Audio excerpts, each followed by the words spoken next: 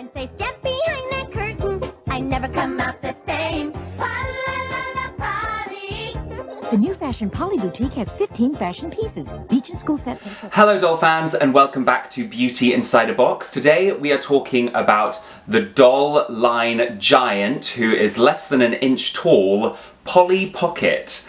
Now I'm sure most kids that grew up in the 90s or the noughties will have fond memories of Polly Pocket. But today we are going to go through all her different iterations and see how far she's come. Polly has evolved and changed so many times, more than most doll lines. And researching for this video, I found it fascinating how many different gimmicks she's had as well. Polly Pocket was first designed by Chris Wigg for his daughter in 1983. He used an actual makeup powder compact to create a tiny house for a tiny doll. Bluebird Toys in Swindon, England, licensed the concept, and the first Polly Pocket toys were released in stores in 1989. But before we look at the first Polly Pockets to be released to the public, let's have a look at that original design by Chris Wigg. And it's adorable. You can really see how this early kind of mock-up became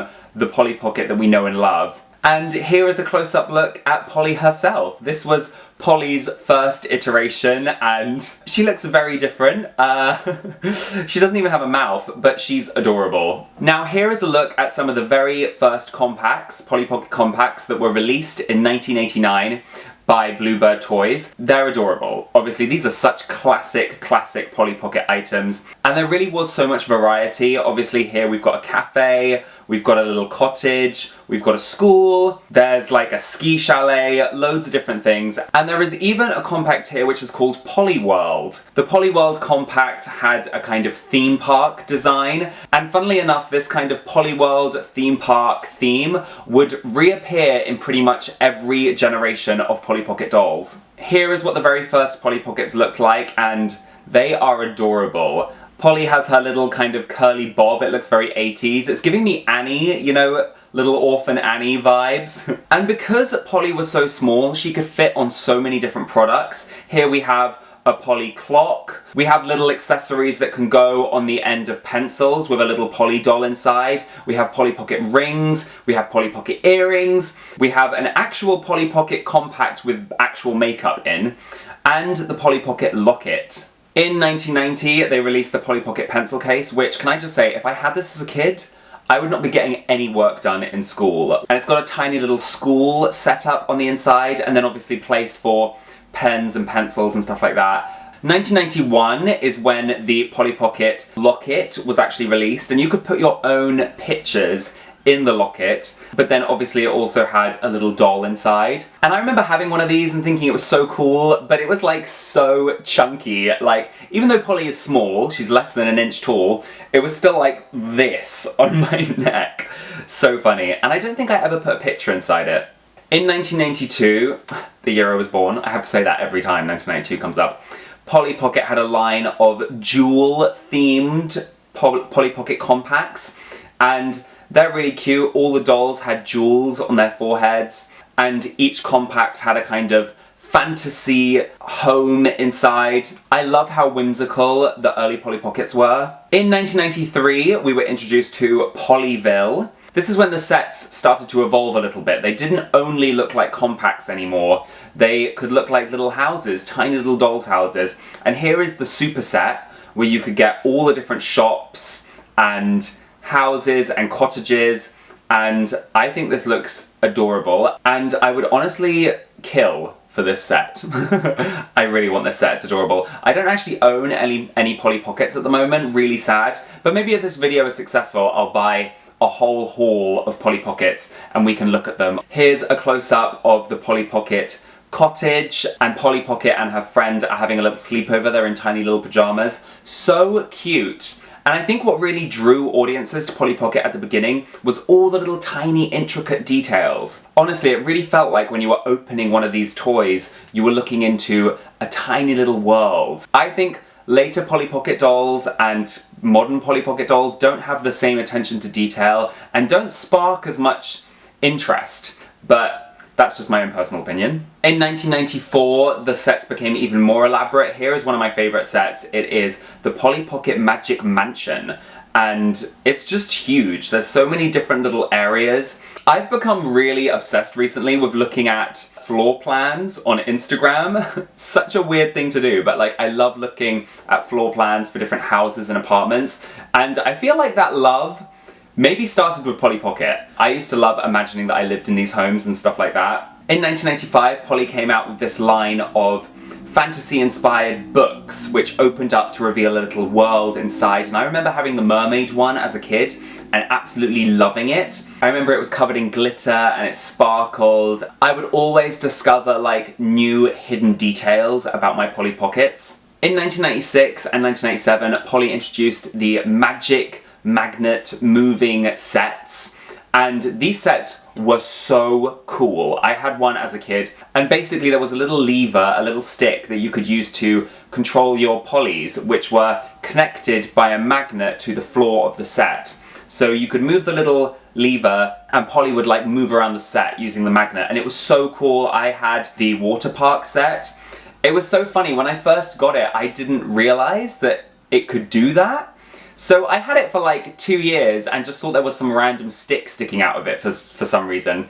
And then eventually I discovered that the Polly Pocket was magnetic, and game changer, game changer. I would fiddle with that toy in front of the TV for hours. Now, Mattel had a distribution deal with Bluebird toys for several years at this point, but in 1998, after Bluebird had been struggling with a lot of hostile takeover threats, Mattel actually acquired Bluebird. So from here on out, Mattel is going to be the company making Polly Pocket dolls. And the first thing Mattel did was redesign the doll. Her little blonde bob was gone. Now she had a long, straight ponytail. She's definitely giving Ariana Grande with her new ponytail. And they started trying to modernize the doll. As you can see here in 1998, they came out with a set that folded out of a cell phone.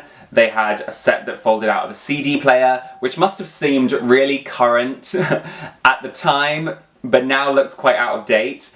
But still, really cool little sets, much more kind of Americanized as well. Next, in 1999, a groundbreaking moment for the Polly Pocket line with the introduction of the Fashion Polly line. The doll size was increased to 3.5 inches. And she came with these like rubbery clothes that you could stretch over her little body. And I mean, everyone always remarks on this, but it was so fun to chew on those little rubber clothes. Like honestly, those trousers are calling my name. I just want to put them in my mouth. So weird. Kids are so strange. But I remember the Fashion Pollys being ridiculously popular. Like everyone I knew had a whole collection of little rubbery clothes and little Polly dolls. And the Fashion Polly line was really successful. It even started to eclipse the popularity of the original mini Polly dolls, and that line was pretty much discontinued in 2002. Here's one of the last sets, and the set is a Polly World theme park set. See, I told you Polly World would come back. The theme park theme never dies in the land of Polly Pocket. Meanwhile, in 2002, Polly started to have brushable hair, which I loved personally. I've always loved, you know, hair play toys. So when Polly had brushable hair, I was over the moon. I also included this image of a holiday Polly doll with her little Christmas outfits. I think it's so cute. All the little outfits are adorable. Also around this time, between 2004 and 2006, Polly Pocket brought out some movies, some animated movies. The first one, I don't even think was an hour long. It's very short, and it utilized drawn animation, Polly and her friends going on a holiday or something, I don't know. And then the second one, you can see here, the DVD actually came with 2 little Polly dolls, which I think is so cute and so like mid-noughties. I don't really know much about this film, except it looks like it's probably a Princess and the Pauper style film, like a Trading Places kind of plot. It's giving Lizzie McGuire movie vibes. And the last Polly Pocket movie, which was called Polly World, was all about Polly going to her dad's theme park, which he named after her. I mean, I saw this film, I remember watching it on Nickelodeon when I was a kid, and being a little bit kind of put off by how privileged Polly was. She just seemed to have like endless amounts of money. Another very popular and fondly remembered part of the Polly Pocket franchise was the Polly Pocket website, which started in the year 2000, and it had loads of like little flash games where you could like change Polly's hair, decorate her room, change her outfits, drive a car, all stuff like that. Many hours after school were spent on this website for me, and I'm sure a lot of you guys watching as well. In 2003, the smaller Polly Pocket dolls sort of had a comeback, although they weren't quite as small as they were before. They were called Polly Pocket Magnet Cool dolls, and they were bendable, they were stretchy, and they were magnetic. They could stick to the play sets. And these little sets do look really cute, I have to say. In 2005, Polly Pocket brought out the Quick Click line of dolls, and these dolls had hard plastic clothing which would kind of encase the doll. It had two sides and it was like a shell. Polly could very quickly get changed in and out of the clothes using magnets. They would just click onto her body. But Polly Pocket and Mattel had to deal with some controversy when there were complaints that the magnets that connected the clothes to the doll would become loose and would come out and would get lodged in kids' throats. They were a choking hazard. So in 2007, all the Quick Click dolls were actually recalled at what I'm sure was great expense to Mattel. Also in 2006, there was a line of Polly World theme park themed sets, which were obviously made to coincide with the Polly World movie. These sets seem really fun. Unfortunately, they do have the Quick Click gimmick, so they probably were recalled as well. In 2007, there was a whole line of Polly Pocket Polly Wheels toys, which were basically like Hot Wheels, but for the little Polly dolls. This was again a kind of soft reboot of the smaller dolls. They only ever came with cars, loads of different cars. Some were like shiny and metallic, some cars were furry, there were loads of different cars.